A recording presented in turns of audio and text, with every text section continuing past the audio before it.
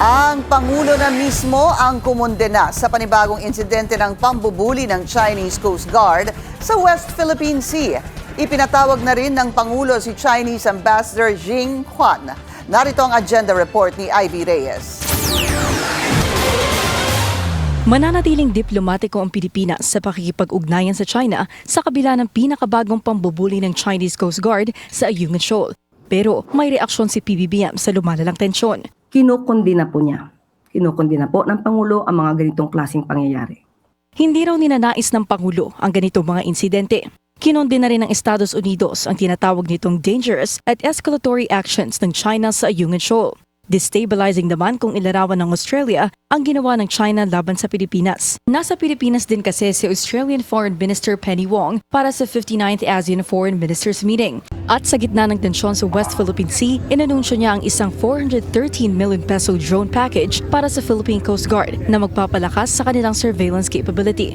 Kapwa ring nanindigan ng US at Australia na legally binding ang landmark 2016 South China Sea arbitral ruling ng Pilipinas. Kung magbabago ba ang estratehiyang diplomasya ng bansa laban sa China? Sa panahon po ngayon ay kailangan pong aralin din ng Pangulo pero hindi po nadadaan sa dahas ang anumang pakikipaglaban sa karapatan.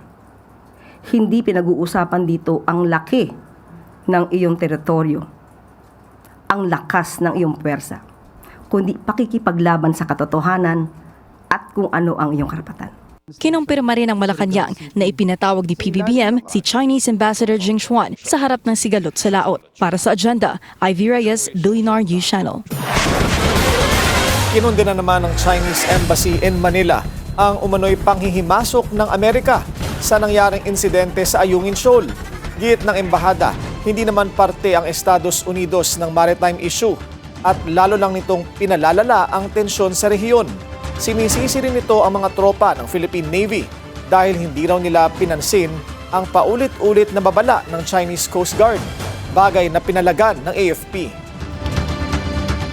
Ang action ng ating mga rubber boats was merely to drive them away. And it was non-confrontational, it was defensive in nature, it was within the rules of engagements. Sila ang nag-provoke, sila ang lumapit.